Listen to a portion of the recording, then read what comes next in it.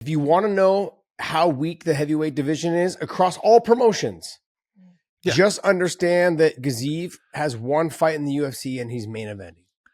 That lets you know right there that the heavyweight division is the weakest it's probably ever been in the sport right now. It almost seems like as the sport grows, we are really seeing a shift of and look, I understand you've got the NFL, you got NBA, you've got all these sports that if you're a 145-pound person, you can't be in the NFL. It just ain't going to happen.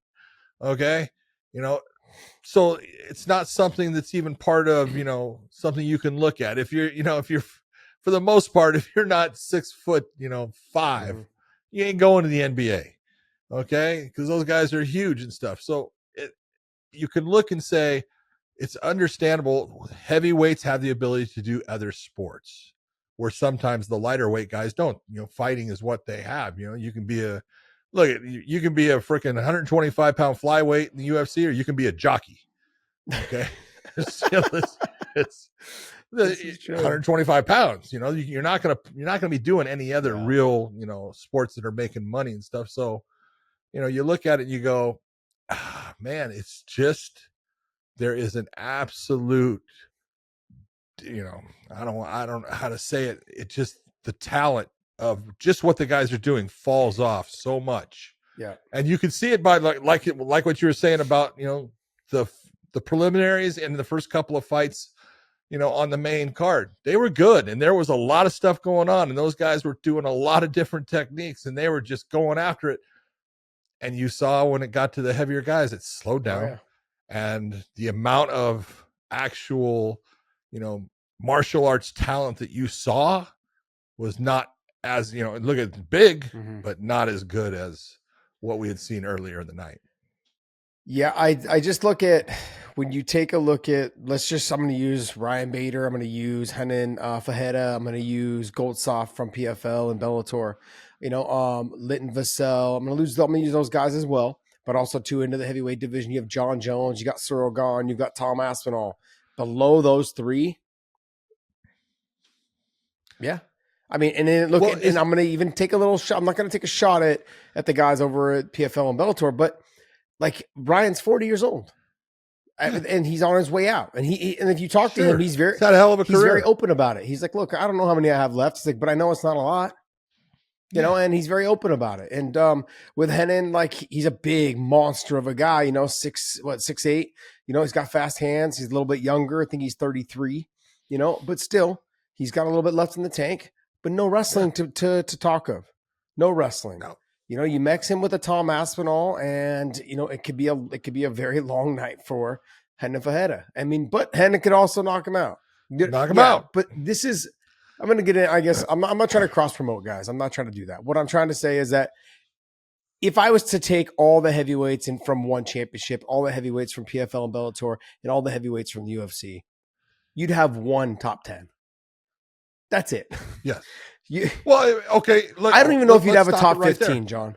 Let's stop it right there because, see, I think one championship kind of gives you an idea of what we're talking about, because Malkin just won their middleweight, or he either won the middleweight or the light heavyweight. I think it was the middleweight because he beat De Ridder just 2 days ago, right? Malkin is their heavyweight champion. He's their light heavyweight champion, and now he's their middleweight champion, I believe. And he's not a big guy, but he's got a lot of talent as far as he throws his hands hard. He's tough as hell to take down. And you just take a look, but it's the lighter weight guy. Look at middleweight, light heavyweight, and heavyweight champion. Yeah. And it's telling you, it's like, it's because he's got more tools that he uses in the fight than the heavy guys, and he's got a gas tank, and he keeps coming at him and he exhausts him and stuff. And then, he gets with De Ridder, De Ridder's good. He's a phenomenal submission guy, but Malkin's too strong. Yeah. Malkin's got too much power. So, I mean, I just look at it, and it's just the one that, because I was looking at the, they're bumping up their things, and they've got Tai Tuivasa, who I love to watch. Yes. Because he's fun.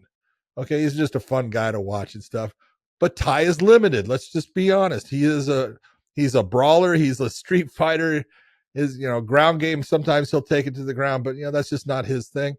He's going up against Marcin Tybura, and that's going to be that's the main event coming up in one of the shows 2 weeks from now. And it's almost like this fight. Yeah. It's a little bit better, I think. Yeah, because Ty's going to go out on his shield. Yes. Ty's going to do whatever it takes to try to get that thing out of there. Yeah, and so Tybura is tough. Yeah, He's been put away, but man, he'll fight his ass off. But again, limited comparatively. Yeah. And it's just that point of there's just not that many, Well, Dave, pull up the well-rounded heavyweights. It's just not. Pull up the there you go, the heavyweight division in the UFC. So I'm gonna say John Jones, Tom Aspinall, Cyril Gane, Pavlovich. And then a pretty much even Pavlovich got he power. Does. He's there. I put him there. I forgot about him, to be honest, off the top of my head. See, the 4 guys right there. Stipe is on his way out, and I'm not trying to knock Stipe at all. He's one of the greatest, if not the greatest. Dude, Stipe, I would know. He's awesome. Yes, but he's just older. Yes, I agree. I mean, there comes that point where the skills start to. It's not his fault that the skills start to erode. And then I look at the guys. Curtis Blade, he's in that mix. He'd be in the top 10 if I was to put all the heavyweights together into one. He'd be in the top 10 because he can wrestle. That's why. But his chin is now. I get it, but he can wrestle. He can wrestle. Fuck himself into the top 10 for sure. Okay. Yes. Volkov, just hard to deal with, but I wouldn't say no. I think a lot of the guys that would come over from Bellator, from PFL, would be able to get him out. And then actually beyond that, I really can't say there'd be. I'm still on the fence about Jailton Almeida. He's there, he's good, but his wrestling's okay. His jiu-jitsu's phenomenal. It's positionally phenomenal. But if you are getting mount on a guy for 5 rounds and you don't finish that fight, something's wrong. I agree. Something's wrong. And then if I was to pull up Bellator, I can just probably tell you the guys off the top of my head. Now you've got Nemkov there, so I put Nemkov, Bader.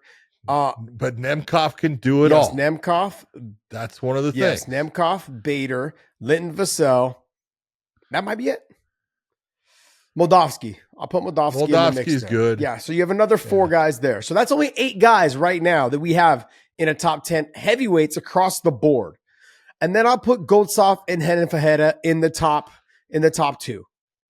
And I might even put Capoloza at the very end, number 10, somewhere in there. But then it's a toss-up with Capoloza and Volkov or Capoloza. It's like a toss-up between those guys. So the number 10 spot's kind of up for grabs. Out of all the promotions, you really only have 10 top heavyweights. And it's not a knock on any of them at all. It's not a knock. You don't have enough of them. There's just not enough. And it's funny because when you brought up baseball, you brought up football, and it's I remember, look, I've got a signed Hank Aaron's jersey here. And it's one that he actually wore in a game. Got the photos of it and everything like that. It hangs up in my studio here. Guess what? That jersey probably wouldn't even fit me. That's how small he was. He was not a big guy. And no, but baseball players ended up being big. Aaron Judge right now is 6'6", I believe.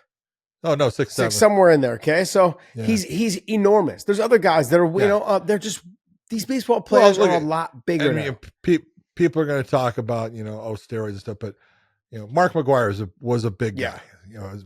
At one point, talking about pitchers, Roger Clemens. Yep. I went and did, dude. Roger Clemens. Randy Johnson was what, 6'8"? Randy Johnson was Damn. Can you pull up Randy Johnson there? Baseball player. I believe 6'8" or 6'9". You're right. Yeah, he was tall. He might be taller than that. That's why I was like 6'10". Jeez. Yeah, he was taller than that. Yeah. I mean, the big unit. But you got all these guys, I mean, you got all you have, what was his name? The Big Hurt. Who they call the Big Hurt? Frank Thomas. He was he was a big guy too. Big dude. He was a big guy. So look, and those are more I would say more genetics. Those guys were pretty big, height wise, frame wise. Those guys were big. But there's a lot of them in baseball. There is now. There is a lot of them in baseball now. A lot of them. I mean, you'll get some guys that they're smaller athletes, but they're so talented that they can make it. But it's not easy compared, when you're going up against these monsters all the time. You know what's funny though about those other sports is that, which is what we don't get really in we still get it a little bit, is in the sport of fighting, there's not as much politics. 100% agree. Look it.